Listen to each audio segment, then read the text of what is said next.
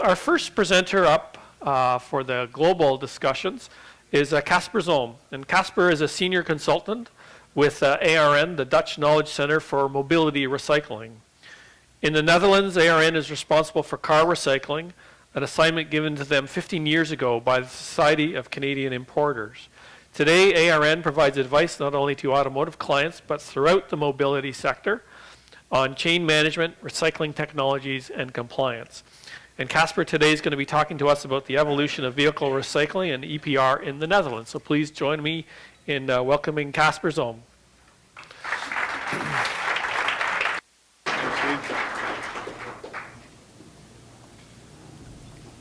Thank you very much, Steve, and thank you especially to Ed and Steve for inviting me today. It's a special place for me to be here. My girlfriend is actually born about 30 minutes down the road here in Montmagny, so it's a special place for me to be here today. We live in the Netherlands though, but still we come here pretty often. Today I will be talking to you about the history, the present, and the future of the Dutch management solution for ELV recycling. Why the past, the present, and the future? Because I think it's important to understand why we have the system that we have. And it's also relevant, of course, in the discussions that are going on here in Canada with respect to extended producer responsibility. So to just tell you a bit about the situation in the Netherlands. About 15 years ago, in the Netherlands, we had dismantlers who were, taking off parts and making sure that people who came into the yard could buy a used part. However, we have a very small country. It's about 200 by 200 kilometers. And vehicles were piling up in fields and other places where we did not want them to be. And the government told us, do something about it, otherwise we will come up with legislation. At that time, we decided, okay, we need to do something, and that's how we came up with the ARN system. We did this in a joint effort by the manufacturers, or the Dutch subsidiaries of the manufacturers, the recycling industry, sort of the equivalent of ARC in the Netherlands, and also with body shop and garage owners and their respective branch organizations. Now, 15 years later, we're still doing that. We have a bit bigger company right now. We're still doing auto recycling as one of our activities, completely on the left. But we have 3 other business units, one of whom is doing what we do in the recycling sector, so getting all the waste materials out and recycling them, but doing that as well in the body shop and garage sector. So we're just doing the same waste chain management, only earlier in the chain. At the moment, we're setting up a state-of-the-art recycling plant to reach 95% in 2015. I will tell a little bit more about that in my second presentation of this afternoon. And I am part of the green business unit over there on the right, ARN Advisory, which is a consulting unit, a for-profit unit within a non-profit organization, so it's very interesting. And we have knowledge and experience on chain management, on legislation, and on recycling technology. So come back to that a bit later as well. First, let's go back to where it all began, the ARN system in the Netherlands. Now, the car recycling in Europe, as it is here in Canada and in the US, it's a big operation. We have millions and millions of ELV vehicles and millions of tons of materials coming off of those vehicles every year, as you can see from these numbers. The European Union is heavily regulated when it comes to ELVs and also some other waste that we have in Europe. The car producer has a shared responsibility, so not a sole responsibility, a shared responsibility together with recyclers and government. This directive, this legislation has been implemented in all 27 member states in its own unique way, so you might see between different member states some differences in the way legislation was implemented. Of course, this is posing some difficulties as well.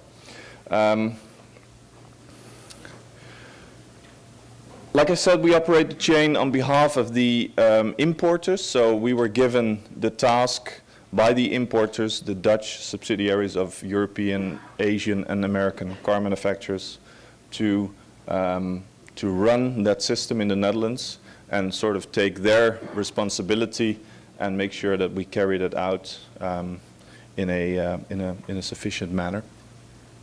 So what we do is we depollute vehicles, take off certain materials, record those material streams, record the data, and supply all that data to the Ministry of Environment and make sure we comply with existing legislation. But also, of course, that's not all we do. We're also involved in all kinds of research, for example, on reaching this 95% recovery quota that we have to reach in 2015 within the European Union. We're assisting in law enforcement because, as in Canada and the US, also in Europe, illegal business is really seriously hampering our industry, and we have to root that out, and that's also where a big role is for our organization as well as for law enforcement, of course. And we're sharing knowledge with governments, with industry, and today with you. So I'm not going into too much detail about the network because the time we have is limited, but I just want to explain you the design parameters, how we set up that system 15 years ago. And now what you have to remember, and I think this is a very important message, is that how we did that 15 years ago maybe no longer relevant today. So if any government, let's say the Canadian government, is thinking about setting up a system, they would have to look at the situation as it is today instead of looking at a system that was set up 15 years ago with the knowledge that we had at that time. So I think that's an important message. But I will briefly go through the design parameters that we use at that time anyway. First of all, and this is a unique situation even in Europe, we have a disposal fee paid for each new vehicle that is sold in the Netherlands. In the beginning, this fee was very high, and as you can see in the graph, throughout time, it lowered very much. And why did it lower? Well, very simple, because we don't really need it anymore.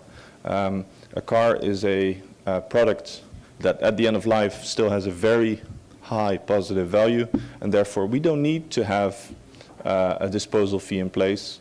Recyclers are perfectly capable of getting a lot of value out of that car, and they don't need any additional payments to cover their expenses. So this is the reason why we kept lowering it, and of course we hope that one day we'll be able to get it down to zero.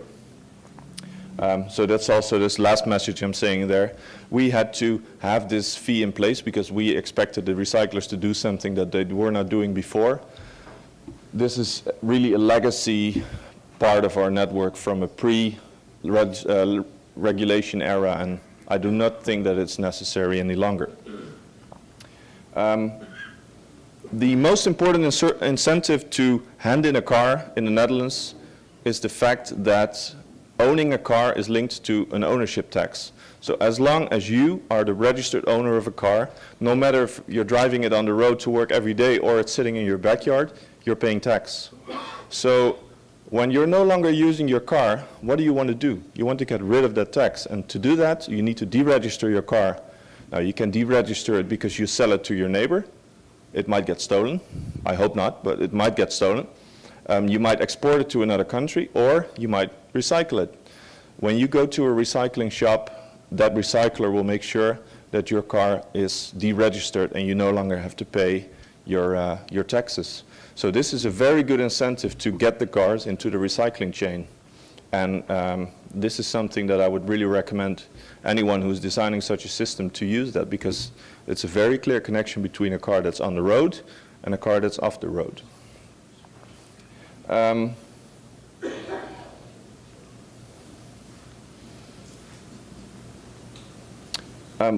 As I said, this fee that we get from sales on new vehicles is used to pay dismantlers.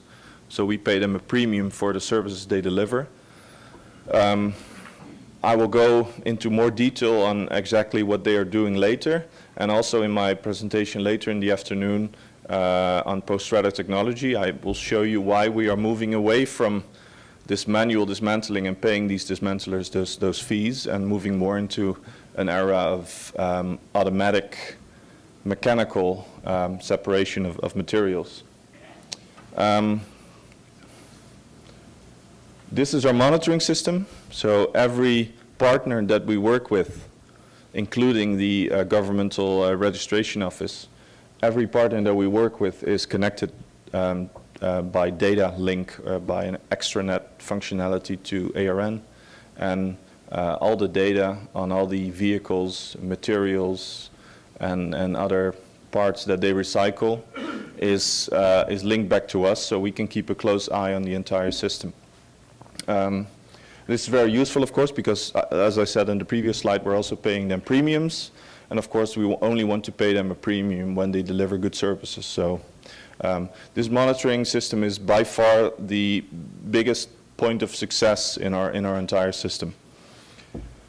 This is our network. As I told you, the Netherlands is a country of about 200 by 200 kilometers. We have 300 chain partners. 250 of those are ATFs, and the other 30 are shredders and recycling companies who do the actual recycling of the materials we pull off the vehicles.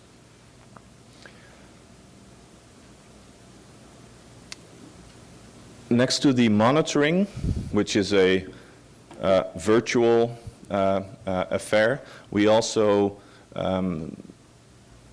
monitor the hulks themselves as they go through the recycling chain. That means that we barcode them at the moment that the car is deregistered. The license plate is destroyed. We barcode them with our own barcode, which you see there in the middle. And this is our way to ensure traceability throughout the chain. So that means that from the point that it comes into the ATF side to the point that it's shredded, we are able to follow that vehicle.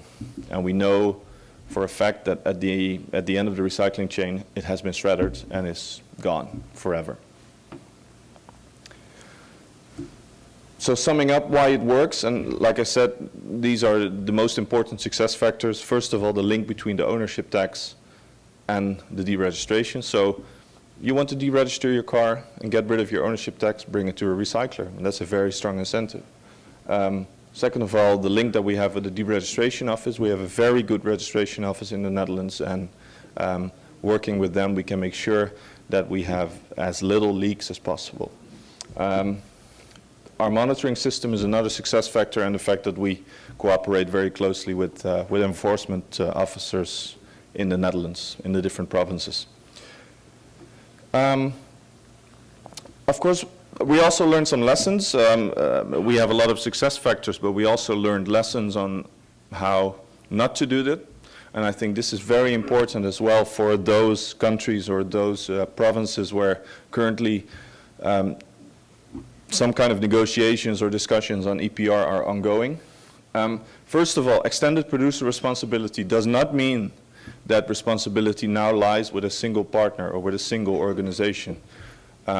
We really believe that there is a need to have a strong discussion between the manufacturer or the producer that might be responsible in the end, but also with law enforcement, also with the recyclers who are doing the work, and also with other organizations or NGOs or dismantlers and government, of course. So although you might on paper put the responsibility with one person, with one producer, with one entity, in effect it will always be a discussion between different parties, because as one organization you cannot go to a recycler on one day with your partner hat on and tell them that they're doing a good job and help them to build a recycling network, and the next day put on your police enforcement hat and slap them on the wrist because they didn't dispose of oil correctly. So there needs to be a clear line between the person who is the partner,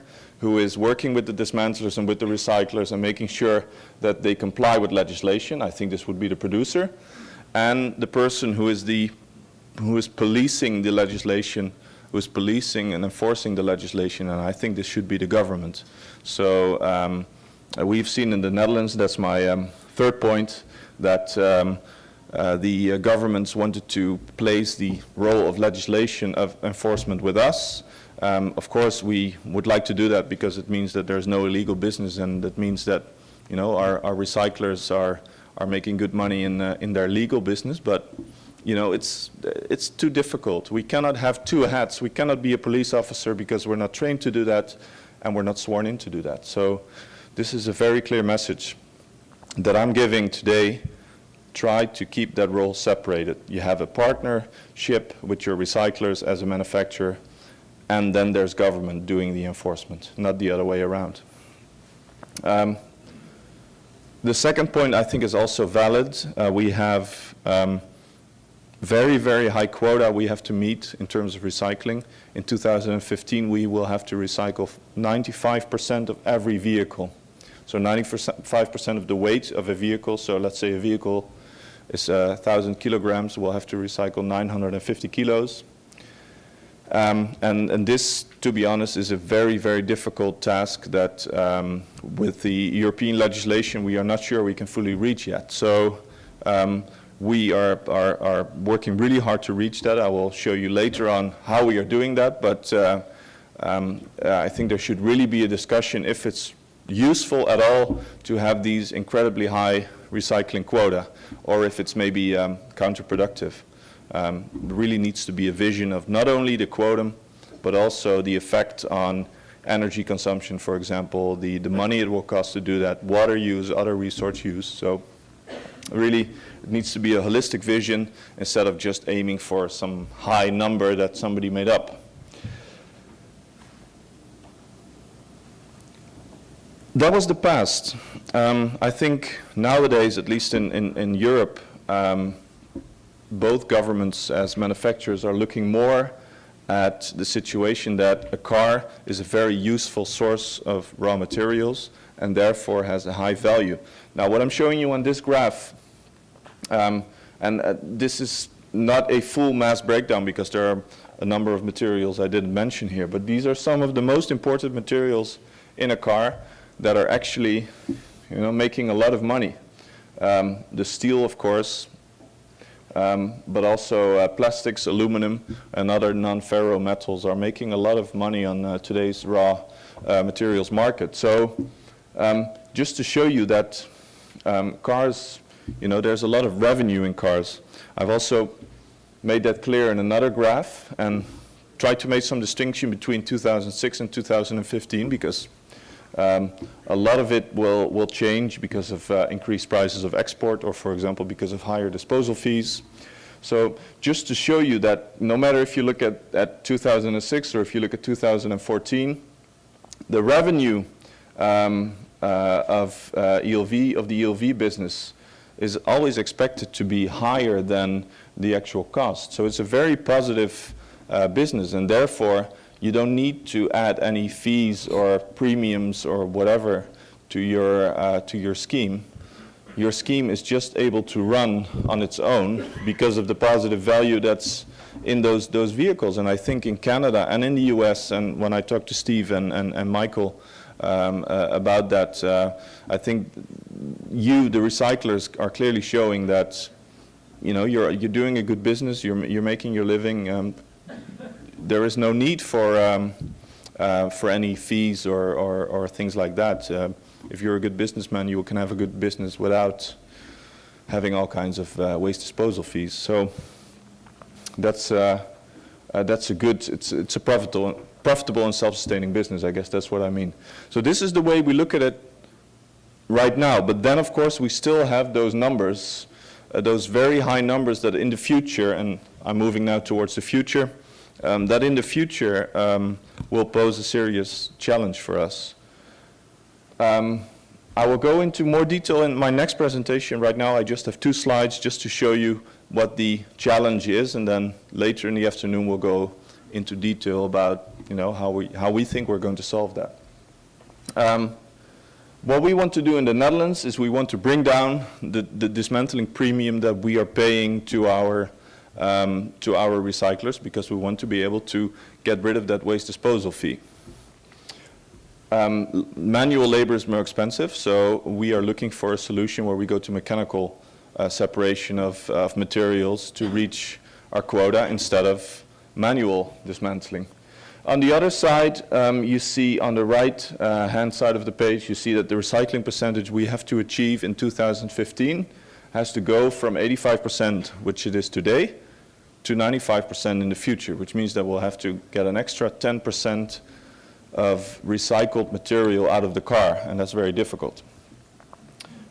We think that the solution for this is post-shredder technology. So after a car has gone through the shredder, we'll add some extra separation steps to get more valuable materials out of the vehicle. And how we intend to do that, at the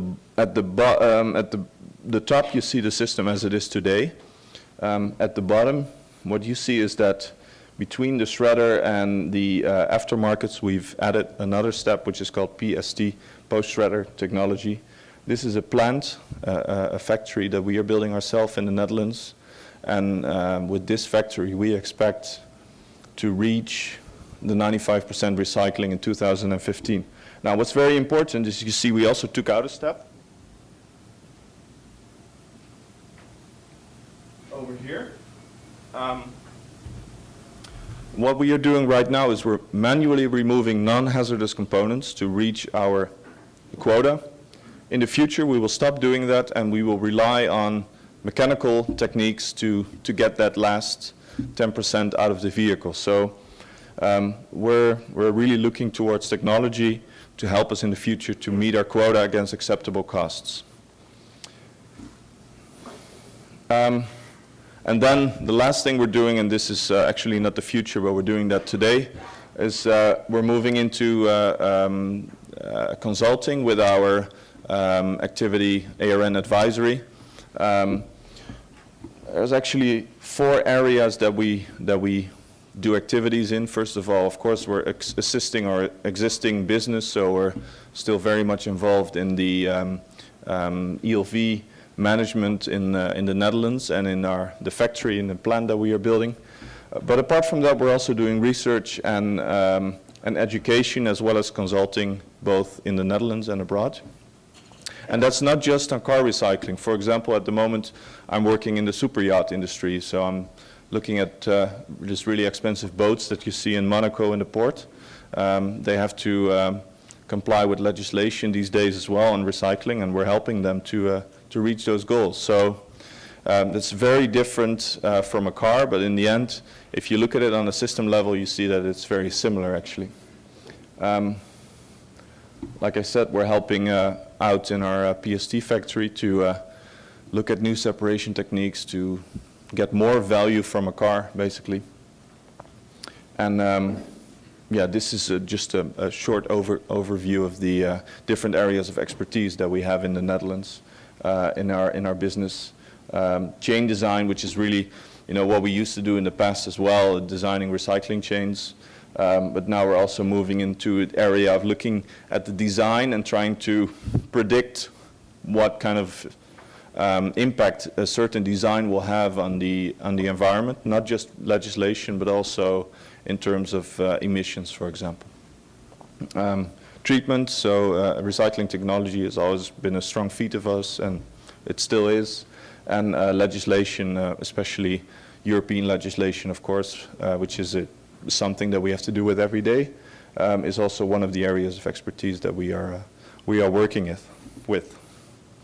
So I hope that by telling you this, by giving you this short presentation, I was able to explain that we went from a situation where there was no legislation and the government was asking us do something, to an era where we had European legislation that was implemented and we have to reach 85% recycling, to a future area where this legislation will become even more strict. And I hope I was able to show you that in that time, from pre-legislation to legislation to the post-shredder technology era that we are looking into now, you see that ARN and our organization have really developed a lot. And we hope that at least after this 15 years in business, we'll have another 15 years coming up. And yeah, that's what we're really looking forward to. I will be back later on with a presentation on the post-strata technology plant that we are building. But for now, thank you for your attention, and see you this afternoon. Thanks, Kasper. Thank you, Kasper. I think it's valuable information to be looking at the Netherlands model, and because they have been doing it longer than anyone that I'm aware of.